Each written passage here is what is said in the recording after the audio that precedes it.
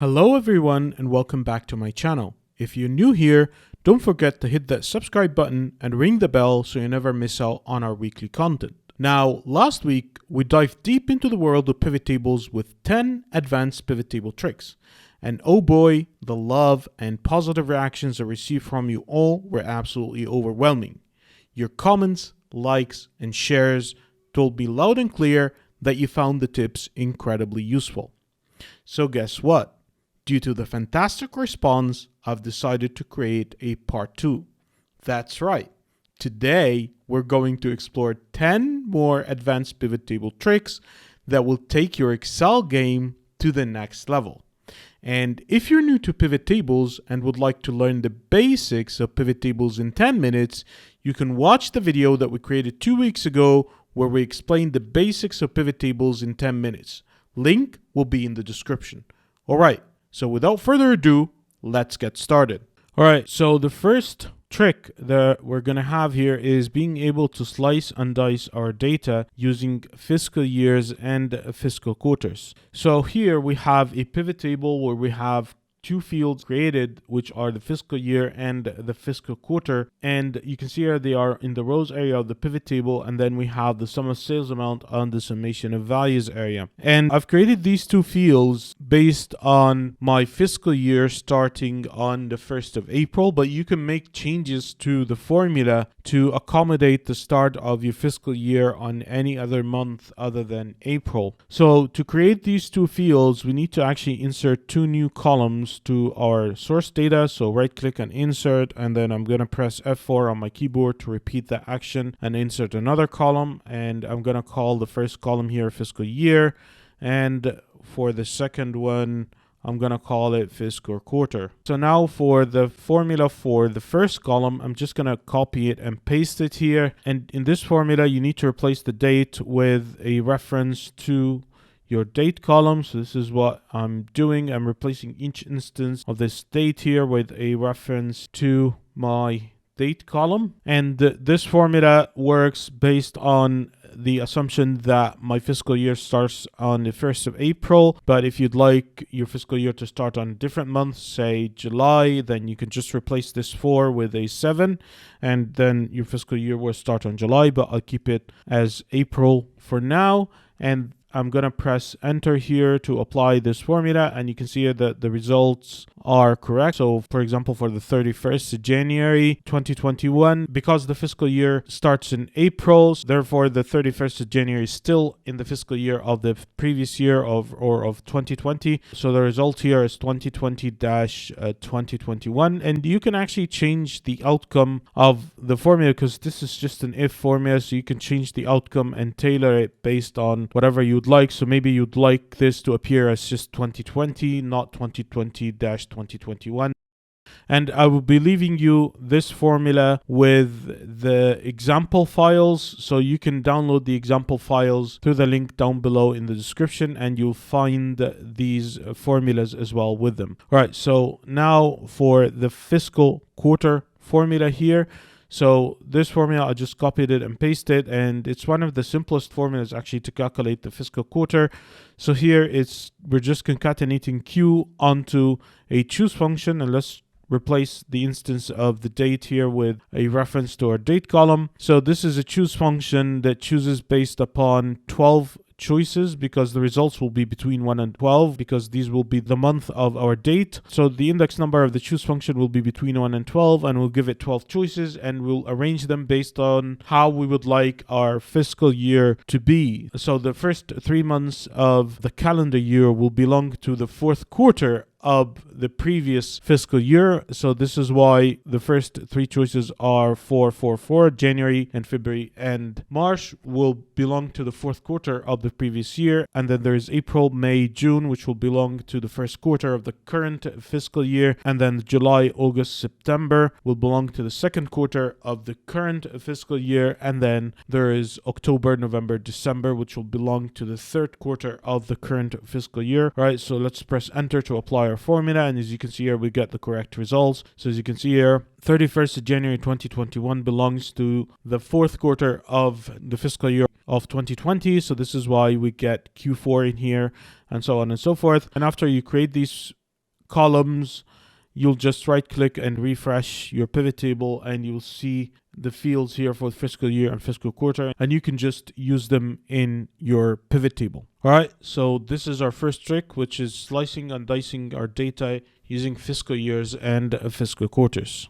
All right, so the second advanced pivot table trick that we have today is changing the names of the items under our fields. So let's say that after creating the fiscal quarter field that we have here, instead of Q1, you would like that to appear as quarter one. So you can actually just select the cell that contains the item Q1 and then just rename it to quarter one. And as you can see here, the renaming goes through to all the instances. So as you can see here, it's changed here as well to quarter one, and this will be applied as well if you change that one to quarter two. So as you can see here, the change goes through here as well. So as you can see here, all the instances of that item get renamed as well. However, this doesn't get renamed on your source data. So it's always best, of course, to change it on your source data. But if for any reason you're not able to change it on your source data, then this could be a good alternative.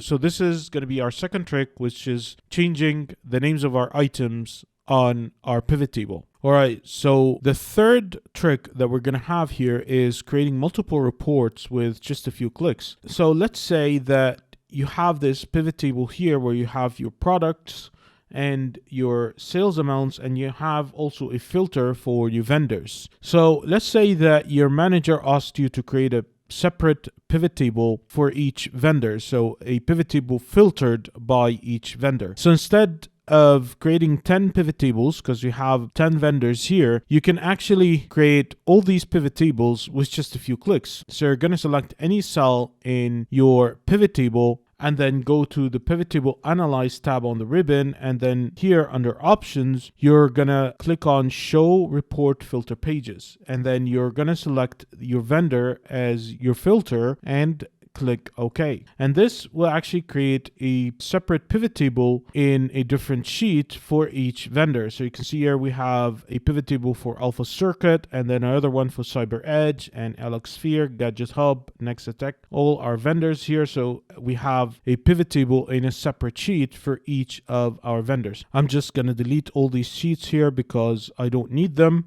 And let me show you something else, which is that you can actually create a pivot table for only some of the items or some of your vendors, not all of them. If you click here on select multiple items and then select only the vendors that you want to create pivot tables for and click OK, and then go to pivot table analyze, and then here you're going to click again on show report filter pages, click OK, and now we only have pivot tables created in separate sheets for only the vendors that you selected or the items that you selected. And this actually applies to any field that you would have in your filters area. So you can apply this to any other field. All right, so the fourth trick that we're going to have is creating different groups for your items. So here we have our pivot table where we have the product field on the rows area and we have the sales amount on the summation of values area. And let's say that I want to create different groups for my products to categorize them. So to do that, I'm actually going to create a group called accessories that's going to have my Bluetooth earbuds, and I'm going to press and hold control on my keyboard. I'm going to also select the charging pad to add to that group, and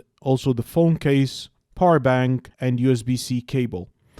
So this is going to be my first group. I'm going to right click and click on group here. And as you can see here, I have this group created here. It's named group 1 by default, but I can change its name to accessories. And now I have a group called accessories. I can also create another group here. So it's going to be CPU, graphics card, laptop, and motherboard. Right click, click on group, and this group I'm going to call it computer, and then this is going to be my third group here. It's called mobile phone. I'm just going to name it mobile, and now I have my products separated into different groups. And as you can see here, the new field that is grouping my products is called product 2. I can click on it, click on field settings, and name that product category, for example. And I'll click OK, and now I have a product category field. And the beautiful thing is that I can take away the product field altogether and just have my calculations done using the product category field that I created by grouping my products. And of course, this can be applied to any field. So this is actually a beautiful trick, and this is trick number 4. All right, so trick number 5 is actually creating a unique list using pivot tables. So there are many cases where you need to create a unique list because you want to put that on a data validation list, for example. So you want to create a data validation list containing your products, for example, and you need that list to be unique with no duplicates. So you can actually use pivot tables to do that. And here I have a pivot table where I have the product field on the rows area. So to use my pivot table to create a unique data validation list for my products, first of all, I need to remove the grand total from my pivot table. So I'm going to select my pivot table here and then go to the design tab on the ribbon, and then under grand totals, I'm going to select off for rows and columns. And as you can see here, I managed to remove my grand total. And then I can actually use the offset function to create a dynamic range that covers my products. And I've actually explained that in a different video, explaining the offset function in detail and also how to create dynamic ranges using the offset function. So if you want to check out that video, you can check the link down below in the description. So with the offset function, we're going to start from that cell, and then we're going to absolute it as well, and we're going to move 0 rows and 0 columns, and the height of the range is going to be using the count a function, and I'm going to count the number of products that I have, and I'm going to leave some extra headroom for adding more products as well. I'm going to absolute that as well, close the brackets for the count a function, and then the width of the column is going to be 1, and close the brackets for the offset function, press enter, and as you can see here, I have a list created using a dynamic range with my offset function. And this list is actually going to expand if I add more products. So if I add one more row of data to my data here, so I'm going to copy the last row here, and I'm going to add another different product, which is going to be smartwatch. And then I'm going to go back here to my pivot table, right click and refresh. And as you can see here, smartwatch has been added to the pivot table, and it's also been added to the dynamic range. And then I'm going to create a data validation list based on that dynamic range. So first I need to create a named range based on that dynamic range, and I'm going to copy that formula here.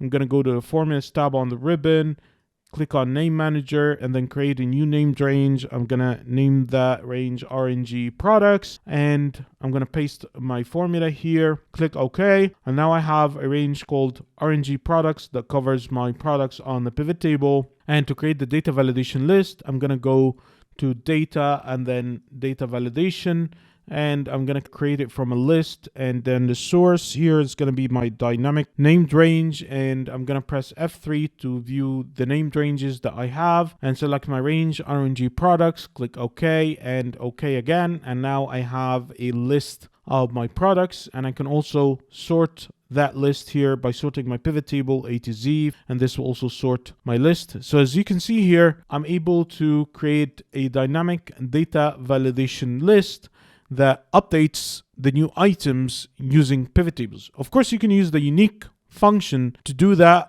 and you can nest that inside the sort function if you need to sort your list as well. But unique and sort are not available in all Excel versions. However, pivot tables are available in all Excel versions. And if you're interested in videos that explain how to create interactive Excel dashboards, if you want me to create more videos about that, then leave me a comment below. And I also have some videos, so I'll leave you links to those videos down below in the description. All right, so the 6th trick that we have is sorting our pivot table fields A to Z. So here we have the fields of our pivot table, and they are sorted in the same order as the order that we have in our source data. However, if you'd like to sort them A to Z, because, for example, you might have a lot of fields on your pivot table and sorting them A to Z would help you find fields easier, you can actually click on this gear icon here on your pivot table fields pane and then click on sort A to Z. So this is going to sort your pivot table fields A to Z, and this is going to make it much easier for you to find your fields, especially when you have a lot of fields on your pivot table. And of course, you can go back to the same data source order if you click here on sort in data source order. The seventh trick that we have is replacing blank values in our pivot table. So here we have our pivot table where we have the product here on the rows area and the region on the columns area, and we have the vendor here as a filter or a slicer, and we're calculating the summation of sales amount. So as you can see here, when we select Alpha Circuit as our vendor, you can see here that for the Southwest region, there are no sales for the USB-C cable. And this is because Alpha Circuit as a vendor does not have any sales for USB-C cables in the Southwest region. And so this is why we have a blank value. So if you need to display something different other than blank in that cell, you can actually right-click on your pivot table, click on Pivot Table Options, and here under the Layout and Format tab, there will be an option called for Empty Cells Show. You need to make sure that is checked, and let's say we're going to display 0 instead of a blank value and click OK. And as you can see here, we managed to display 0, and you can display any other value if you'd like. Alright guys, so the eighth trick that we're going to have here is showing items with no data. So here we have this pivot table where we have the vendor on the rows area, and then we have the product as well under it, and we have the summation of sales amount on the values area. And here for this vendor, which is Alpha Circuit, it has sales for all the products. But let's say it did not have sales for any Bluetooth earbuds. So I'm going to go back to my data, and what I'm going to do is that I'm going to select Bluetooth earbuds for the vendor called Alpha Circuit, and I'm just going to delete these rows. Right click and delete the rows, and I'm going to undo my filters by selecting the header row and pressing Ctrl Shift and L on my keyboard, and then I'm going to go back here to my sheet here called Show Items with No Data, right click and refresh my pivot table. And as you can see here, Bluetooth earbuds have disappeared from the product field under Alpha Circuit because Alpha Circuit does not have any sales for Bluetooth earbuds anymore. But let's say that despite the fact that it doesn't have any sales for Bluetooth earbuds, I still want to display Bluetooth earbuds under Alpha Circuit. So I can actually do that. And to do that, I'm going to select any item on my product field and then right click and go to field settings and then go to layout and print. And I'm going to check the checkbox that says show items with no data and click OK. And as you can see here, now I have the Bluetooth earbuds item under the products field showing on the pivot table. And of course, it does have a blank value because there are no rows for the Bluetooth earbuds for Alpha Circuit in the source data, but of course you can replace the blank value using the same process that we explained on the previous trick by right-clicking, going to Pivot Table Options, and then here for empty values, show 0, for example, and click OK. So this is how you can replace the empty values as well.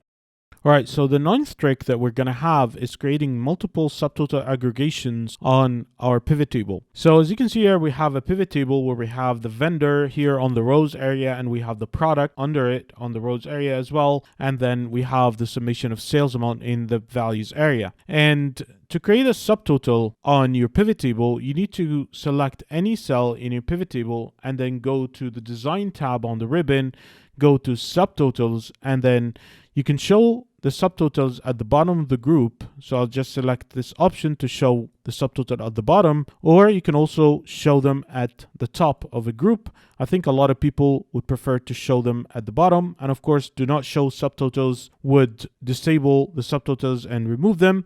However, I'll just show them at the bottom of the group here. But what if you need to have multiple subtotal aggregations created for your pivot table? So here we have the summation of sales as a subtotal, but what if we need to add also the average of the sales and also the maximum value and the minimum value of the sales? We need to add these multiple subtotals here under the sum as well. So to do that, you need to make sure to select an item in your field. So actually the field that we're going to have a subtotal for is our vendor. So you need to make sure to select a vendor here and then right click and then click on field settings, and here under custom we're going to select the aggregations that we need to have. So we need to have sum, and also we need to have average and max and min, and click OK.